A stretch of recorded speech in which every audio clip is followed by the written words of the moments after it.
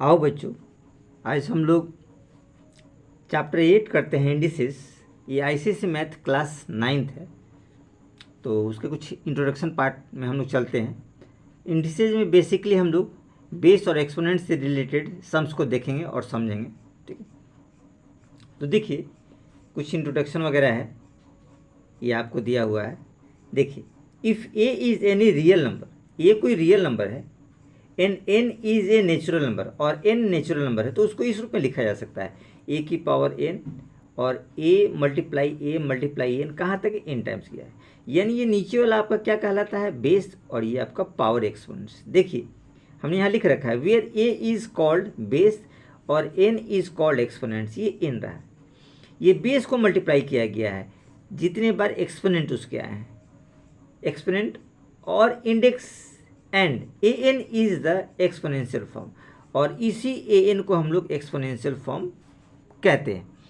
कुछ एग्जांपल्स देखते हैं। देखिए, एक एग्जांपल्स है। एग्जांपल कहता है 2 की पावर 4, यानी 2 4 टाइम्स मल्टीप्लाई होगा, 2 इंटू 2 इंटू 2 इंटू 2। ये देखिए 2, ये जो आपका कहलाता है इसको हम लोग बेस कहते हैं, बेस।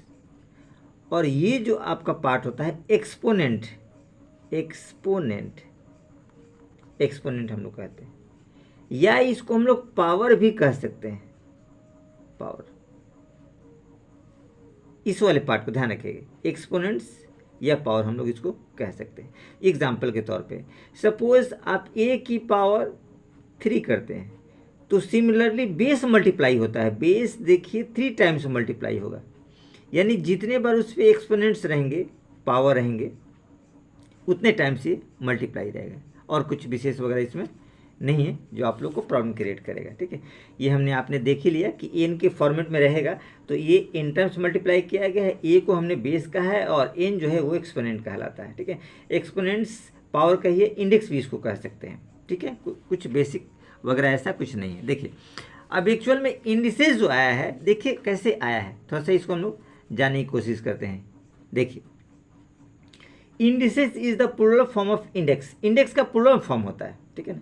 ये इंडेक्स जो है आया है आपका लैटिन वर्ड से, इंडेक्स से, जिसका मतलब होता है वन हु पॉइंट आउट, जिसको हम लोग पॉइंट आउट कर सकें, एंड इंडिकेशन और ए फॉर फिंगर्स, ये उसके मीनिंग होते हैं और कुछ विशेष वगैरह इसमें नहीं है।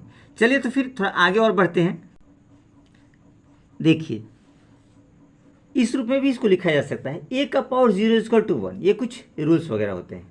ए की पावर माइनस एन, 1/a का पावर n, या 1/a का power n, comma a not equal to 0, a आपका 0 नहीं होना चाहिए, क्योंकि 0 होने के बाद ये टर्म कुछ डिफरेंट आ जाएगा, नॉट डिफाइंड का सेंस में आ जाएगा।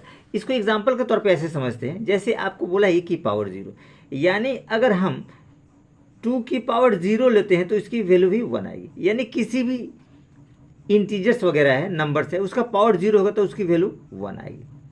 फाइनलाइज इसको देखिए, अगर 2 की पावर -2 होता है तो हम लोग लिख सकते हैं इसको 1/2 की पावर 2, इस कंडीशन में, क्योंकि नेगेटिव पार्ट को अगर हम एक्सचेंज करें, यानी न्यूमरेटर से डिनोमिनेटर, ध्यान रखिएगा कि हमारे पास अगर फ्रैक्शन वाला पार्ट होता है 1/2 है, तो ये न्यूमरेटर हो गया, डिनोमिनेटर हो गया।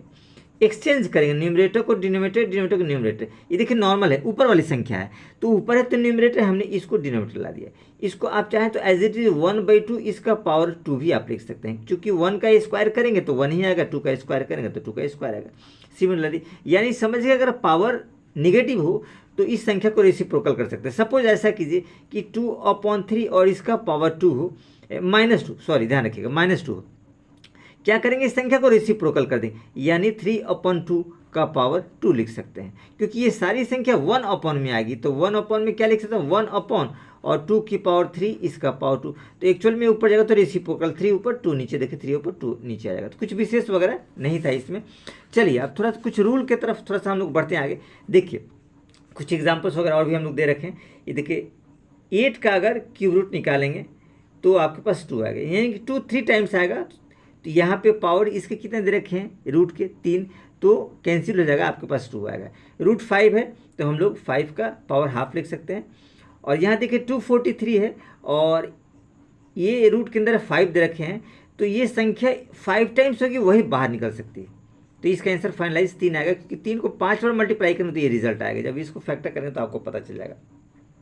एज इट इज़ थोड़ा सा हम लोग इसको इस रूप में समझते हैं। देखिए रूट 2 दे रखा है, तो हम लोग इसको एज इट इज़ लिख सकते हैं 2 का पावर हाफ, क्योंकि इस जो रेडिकल्स है, ठीक है ना, इसके पावर्स जो होते हैं वो हाफ होते हैं, जो श्योर आपको दे रखा है। यहाँ देखिए ये है, रूट के अंदर 3 दे रखा है, तो हम लोग लिख सकते हैं 2 का पावर 1/3 एज इट इज़।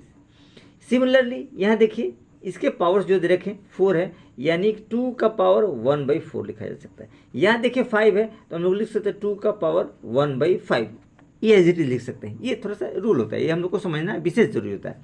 देखिए द सिंबल दैट, ये जो सिंबल है रूट वाला सिंबल है, यूज, ये सारे एग्जाम्पल्स हमने इस रूप में लिख रखे हैं, ठीक है ना। इज कॉल्ड रेडिकल्स, ये रेडिकल्स के साइंस होते हैं, और कुछ विशेष वगैरह इसमें नहीं होते हैं कि आपको प्रॉब्लम क्रिएट करेगा। कुछ इसके रूल की तरफ हम लोग आगे बढ़ते हैं। देखिए इसके कुछ रूल्स वगैरह हैं इंडिसेस का। देखिए laws of exponents for real number, ठीक है। देखिए ए का पावर m इंटू ए का पावर n, यानी कि दोनों का बेस सेम हो तो पावर जुड़ जाते हैं। देखिए पावर जुड़ गए, ध्यान रखिएगा, इसमें बेस सेम होना बहुत कंपलसरी होता है, जरूरी होता है। देखिए किसी एक का पावर दे रखा है, एक का पावर m और उसका होल पावर n, तो दोनों पावर मल्टीप्लाई हो जाते हैं। सपोज तीसरा भी पावर रहेगा तो वो भी मल्टीप्लाई हो जाएगा, यानी एक का पावर m n होंगे, दोनों पावर को हमने मल्टीप्लाई कर दिया। थर्ड रूल देखिए क्या कहता है, ए का पावर m अपॉन ए का पावर n, यानी कि वो फ्रैक्शन के रूप में दिया रहेगा, लेकिन बेस सम होगा तो पावर क्या होते हैं, नीचे वाला पावर ऊपर जाएगा तो माइनस हो जाता है, अगर ऊपर वाला नीचे जाएगा तो नीचे माइनस हो जाएगा। ध्यान रखिएगा, ये देखिए नीचे वाला पावर ऊपर गया तो m माइनस है। यहाँ कंडीशन आपको ध्यान रखना है कि a नॉट इक्वल टू 0 होना चाहिए, ये 0 नहीं होना चाहिए, फिर ये नॉट डिफाइन के सेंस में आ जाएगा। और इस कंडीशन में देखिए n ऊपर जाके माइनस है, यानी कि m बड़ा है, m ग्रेटर देन n वाले कंडीशन में ये रूल अप्लाई करेंगे। यहाँ देखिए a का पावर n और a का पावर n ओपन में दे रखा है, तो जब n बड़ा होगा, नीचे वाली संख्या बड़ी हो तो ऊपर वाली संख्या नीचे आएगी, यानी जिसको एक्सचेंज करेंगे, यानी न्यूमरेटर से डिनोमिनेटर में लाने की कोशिश करेंगे तो माइनस आएगा, m यहाँ माइनस आएगा, 1/n माइनस m। यहाँ भी a नॉट इक्वल टू 0 होगा, ये ध्यान रखिएगा। ये दो इसके रूल निकलते हैं यहाँ से, ठीक है। चलिए तो आगे थोड़ा सा हम लोग बढ़ते हैं। देखिए ये आपका कंडीशन है चौथा नंबर, रूल 4 है, a का पावर m इंटू बी का पावर m। यहाँ देखिएगा पावर सेम है, जब पावर सेम रहते हैं तो बेस मल्टीप्लाई किया जाता है, a इंटू बी, देखिए a b पावर 1, क्योंकि पावर सेम है। सपोज कीजिए 3 संख्या होगी और तीनों का पावर एज इट इज रहेगा, सेम रहेगा, तो तीनों बेस को हम लोग मल्टीप्लाई कर सकते हैं। इसमें कुछ विशेष वगैरह आपको नहीं है कि आपको दिक्कत आएगा। चलिए आगे बढ़िए। देखिए 5 नंबर, a का पावर m अपॉन b का पावर m। देखिए दोनों के क्या है, पावर सेम है। जब पावर सेम है तो a अपॉन बी का पावर m सिंगल पावर में हम लोग काम चला सकते हैं, क्योंकि जो आपका फ्रैक्शन रूप में देखा न्यूमरेटर डिनोमिनेटर, उसमें जो बेस है अलग अलग है लेकिन पावर सेम है, तो इन दोनों बेस को लिख करके एक पावर लगा सकते हैं। नेक्स्ट देखिए आगे हम लोग बढ़ते हैं 6 नंबर में, a का पावर n, ध्यान रखिएगा, इक्वल टू a का पावर n। देखिए माइनस है तो क्या हो गया, नीचे चला आएगा। अभी आपको बताया गया था ऊपर वाले में कि अगर हमारे पास देखिए ये ऊपर से नीचे लाना है तो साइन बदलता है, नीचे से ऊपर ले जाना है तो देखिए साइन बदलता है। ये हमने प्रोसेस आपको बताया था। सिमिलरली ये कंडीशंस यहाँ भी फॉलो होता है, माइनस n है तो a to the power a upon a की पावर n, या फिर इसको इस रूप में भी लिख सकते हैं, क्योंकि 1 का पावर जो होगा रिजल्ट वही आता है। देखिए 7 नंबर, a अपॉन b और उसका पावर माइनस m। तो आपको बताया गया कि जो ये संख्या रहता है, चाहे होल नंबर हो या फिर फ्रैक्शन में हो, अगर उसका पावर माइनस है तो इसको पॉजिटिव करने के लिए इसको आप उलट दीजिए, रेसिप्रोकल दे, बी अपॉन है। देखिए बी अपॉन है, ये आप लोग थोड़ा सा रूल याद रखिएगा। चलिए आगे हम लोग थोड़ा सा पढ़ते हैं। देखिए 8 नंबर क्या कहता है, a का power n equal to b का पावर n। ये देखिए ये दोनों का पावर आपको सेम दे रखा है लेकिन बेस अलग अलग दिया है, ध्यान रखिएगा। n not equal to 0, power 0 नहीं होने चाहिए, क्योंकि पावर 0 होगा तो इसकी वैल्यू 1 हो जाएगी। तो उस कंडीशन में a और b दोनों बराबर होंगे। अगर बेस अलग अलग हो, पावर सेम हो, तो दोनों का बेस समान होगा। ध्यान रखिएगा, एक कंडीशन और दे रखा है, a का power n equal to b का पावर n, और n अगर 0 हो जाता है तो आपके पास क्या हो जाएगा कि a और b दोनों बराबर यानी 1 के बराबर हो जाएंगे। चूंकि किसी का भी पावर 0 होगा तो उसकी वैल्यू 1 आएगी, ये तो आपको बताया गया। ये भी 0 हो जाएगा तो इसकी वैल्यू 1 हो जाएगी, ठीक है। ये रूल आपको बताया गया, कुछ विशेष वगैरह नहीं है। चलिए आगे थोड़ा सा पढ़ते हैं इसके और भी कुछ नियम है, इसको थोड़ा सा हम लोग खत्म करने की कोशिश करते हैं। देखिए ए का पावर 0 इज इक्वल टू 1, यही कंडीशन हमने यहाँ आपको बताया। देखिए अगर n 0 हो जाता है, देखिए ए का पावर 0, बी का पावर 0 तो 1, ये रूल यहाँ फॉलो हमने कर दिया, यहाँ आपको बता दिया गया है। ये देखिए 10वां नंबर रूल, ए का पावर m इक्वल टू ए का पावर n। यहाँ देखिए बेस सेम है लेकिन पावर अलग अलग है, तो जब बेस सेम हो पावर अलग अलग हो तो उस कंडीशन में पावर इसके सेम होगा, लेकिन कंडीशन होगा ए नॉट इक्वल टू 1, यानी उसके बेस जो है ना 1 के बराबर नहीं होने चाहिए, यानी एक्सेप्ट 1 कुछ और संख्या होनी चाहिए, 1 छोड़कर 2 3 4 5 कुछ भी ले सकते हैं। ध्यान रखिएगा एक और कंडीशन आपके पास है, if p and q are different positive prime integers, अगर p और q दो अलग अलग डिफरेंट प्राइम इंटीजर्स है, देन p का पावर m और q का power n equal to p का पावर 1 और q का पावर k। तो उस कंडीशन में देखिए बेस दोनों के जब सेम है तो पावर भी सेम होगी, यानी m 1 के बराबर है m इक्वल टू 1 और n k के बराबर है n equal to k basically, और कुछ विशेष वगैरह नहीं है। यानी कुल निचोड़ जो हम लोगों ने निकाला है ये रूल के साथ, तो देखिए हम लोग इसको इस रूप में लिख सकते हैं, हम लोग कह सकते हैं hence we can say that index या indices is the power of exponent which is raise to a number और ए वेरिएबल्स। ठीक है ना, एग्जाम्पल में देखिए 3 का पावर 4, यानी 4 इज द इंडेक्स ऑफ 3, इसको लिख सकते हैं। ठीक है, तो ये आपका इंडेक्स रहा, कुछ विशेष नहीं। कुछ एग्जाम्पल्स थोड़ा सा हम लोग आगे करते हैं। देखिए एग्जाम्पल दे रखा है, ये आपको सॉल्व करने हैं या सिंप्लीफाई। ठीक है, एग्जाम्पल दे रखा है, आपको सॉल्व लिख सकते हैं। ठीक है ना, या सिंप्लीफाई। देखिए 8 का पावर 2/3, तो आप सिंपली क्या करेंगे 8 को फैक्टर करेंगे, तो देखिए 2 का पावर क्या हो जाएगा 3। ठीक है ना, और ये पावर इसके साथ मल्टीप्लाई होगा 2/3, यानी 3 3 क्रॉस कर गए, यानी हम लोग लिख सकते हैं 2 का पावर 2, यानी क्या हो जाएगा आपके पास 4 रिजल्ट आएगा, क्योंकि दो बार मल्टीप्लाई कीजिए, यानी कि 2 × 2 = 4। बहुत सिंपल है।